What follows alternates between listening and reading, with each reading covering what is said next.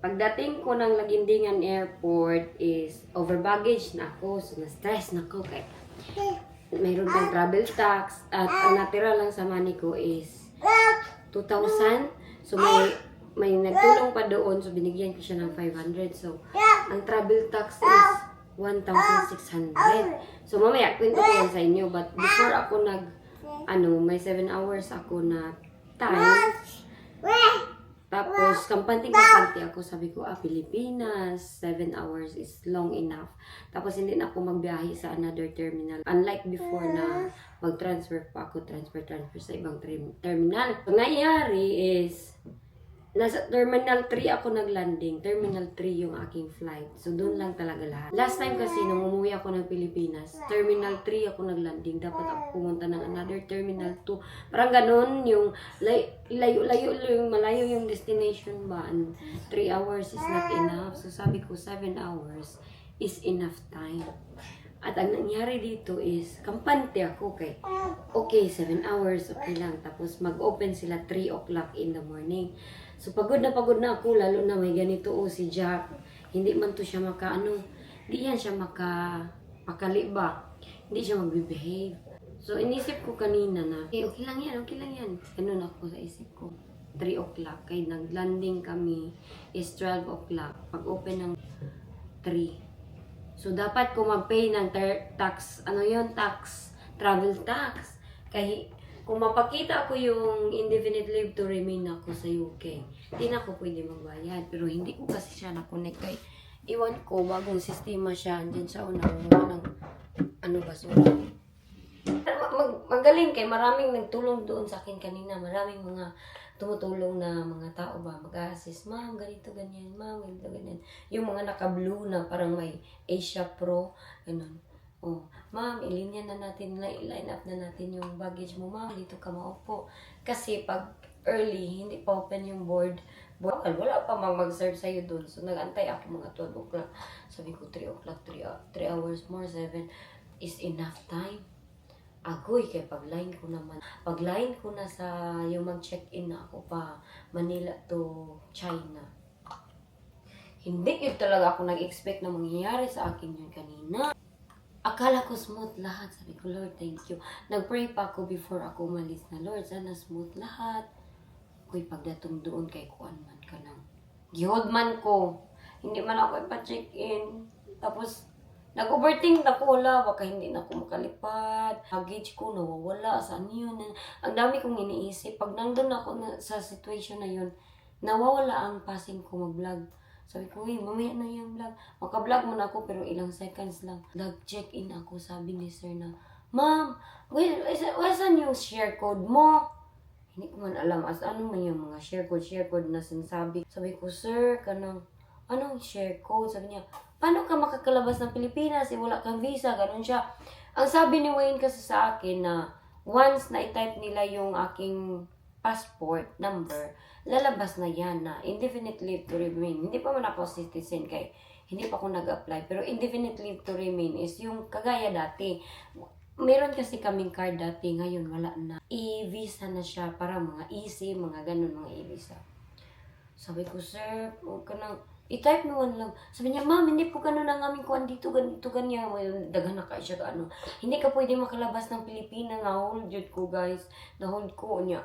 Kahilakon ako, nagminig ako, frustration ko lahat. Tapos si Jack, kinakarga ko ganyan, kinatutulog. Sometimes, umiiyak, kay gusto ng didi.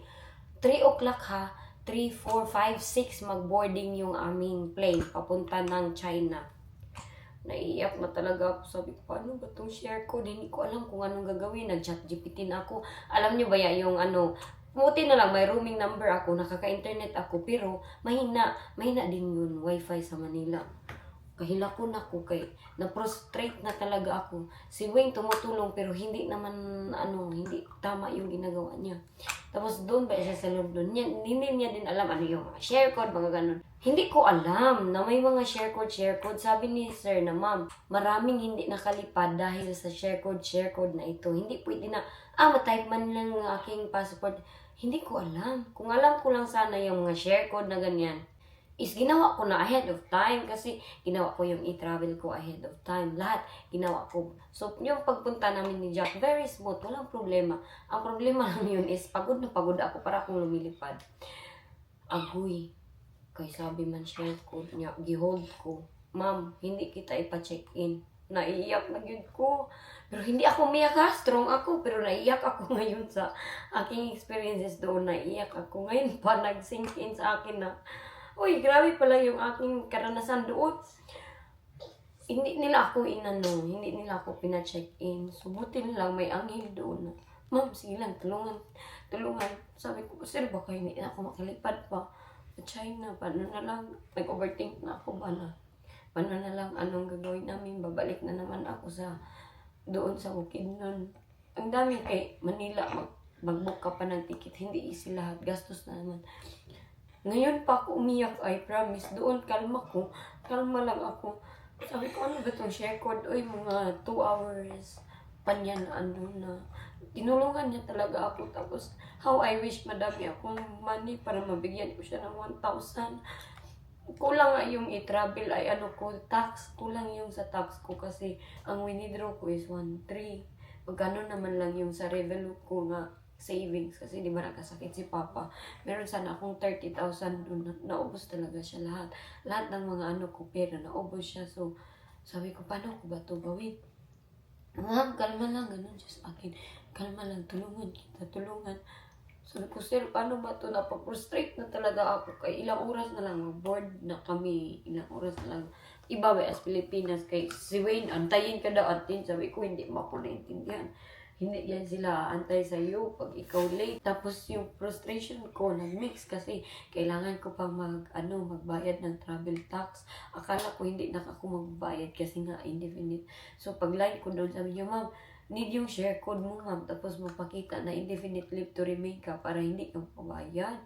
Hindi ko man makonect, hindi ko mapakita. Ngayon, kanina pa lang na-connect na. Nakabayad na ako 1,600 na pala. Dati ano lang, mga hindi mo na 1,000. So, pagbayad ko doon, sabi na, hindi, pumila pa ako sa travel tax first. Kunya, naisip ko yung mga bagahe ko, baka na check-in. Binalikan ko. So, yun ya, pagbalik ko sa check-in, doon na yung nangyari na, hindi na nila ako ipalabas kay wala nang yung share code. So, na-hold ako ng mga ilang oras talaga. Tapos, 3, 4, 5, 6. May 3 oras ako.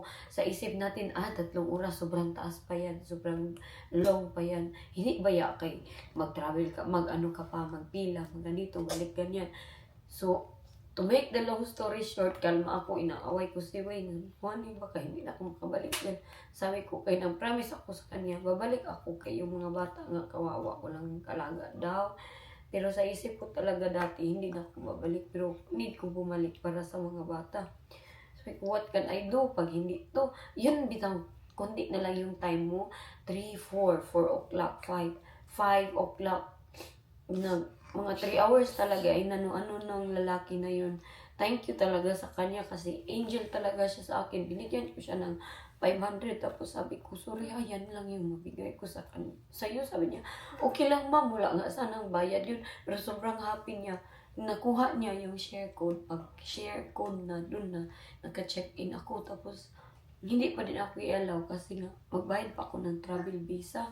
Pagdating dito sa travel tax, yun na nga, inahanap na ako ng ikon para mapakita yung ganito. Oh, yun man yun. Ngayon pa nagsink in sa akin lahat na grabe pala yung pinagdaanan ko noon man. Pero kalma kayo ko dito, wala akong naghilak. Ito ba? Ito dapat yung gusto lang makita. Yan. Tapos may mukha naman yan. Hindi ko man alam paano gawin. Buti na lang, tinulungan ako. So yun, na-hold ako doon ng ilang oras na na-late ni Jack, mga 5:34. Tulog si Jack, ang sakit na nagatawan ko kaya ang line up bitaw sa Pilipinas. Kung nakalabas kayo ng Pilipinas, you know the feeling na hindi nyo easy ma-judge yung mga nagta-travel na, kasi tanga ka, kasi ganito ka, bubog ka, hindi nyo easy ma-judge yung mga tao na nagta-travel kasi hindi ganyan. I-try nyo gani mag-travel from Philippines to international. I-try nyo para malaman nyo bago kayo mag-judge sa isang tao. I-try nyo talaga lahat kasi pag hindi nyo na-experience, easy lang kayo mag-judge. Hey, bubo ka, ganito ka, ganyan ka. So, 5:30, nag-line up ako. Mayroon pa nga akong mga litrato. Sobrang puno. Mayroon silang priority na ang bata, ang PWD at saka matatanda. Pero ang haba din pa rin ang pila. Mga 1 oras ako doon nakakarga kay Japan. Sakit na, nag-aaway na kami ni Wade. Inaaway ko na siya. Sabi ko, kung maiwan ako na aeroplano, wala na akong magawa. It's out of my control. Sabi ko, I'm tired, na-drain ako, stress ako. Inaaway ko talaga siya. Sabi niya, stop it kasi yung mga bata na stress din dito, nag-iisip sa'yo. Sabi ko, if hindi ako makabalik, it happened for a reason. Kung makasakay ako, nag-pray ako sa Panginoon na, Lord, kung ma-okay itong i-share, ito yung share code, it's your will na papabalikin ako sa iyo, kay ganun ako. Pero pag hindi, baka may reason. Tapos, muna to, nag-line up ako mga, talaga, na-late ako, wala nang tao. Tik na vlog ko pa yun Nag-board na sila, nasa airplane na sila. Sabi ko, grabe yung ko ba? Grabe yung nagdaanan ko, lalo na meron si Jack. Okay lang siguro kung ako kasi tanga talaga ako. Pero yung may bata na involved, iyak pa siya. Gusto niya magdidi doon sa immigration. Umupo ako sa sahig. Yung magaganyo na moment. Hey, how I wish nag-on pa ko ng camera. Pero pag ganyan, nabitaw ka, wala na. Makalimutan mo na lahat na, kailangan ko mag-vlog. Kailangan ko ito ipakita. Di na, malimutan mo lahat na parang lutang ka. Sabi ko, grabe yung experience ko. Tapos si Wade, sabi niya nga, hindi ko alam bakit galit na galit ka. Kasi sabi ko sa kanya na, I'm tired of everything. I'm tired of kung hindi ako makabalik. It's up to you. Just figure it out. Kung paano mo alagaan yung bata dyan. Kaya wala naman ako ng pag-asa. Pagdating pa doon sa mga scan nitong backpack, pinasiparate papagyud ka ako. Doon daw ako sa kanang, parang special treatment kay may bata, pero mas matagal. Sabi ko, grabe talaga yung ko, pinagdaanan. Nainita na to.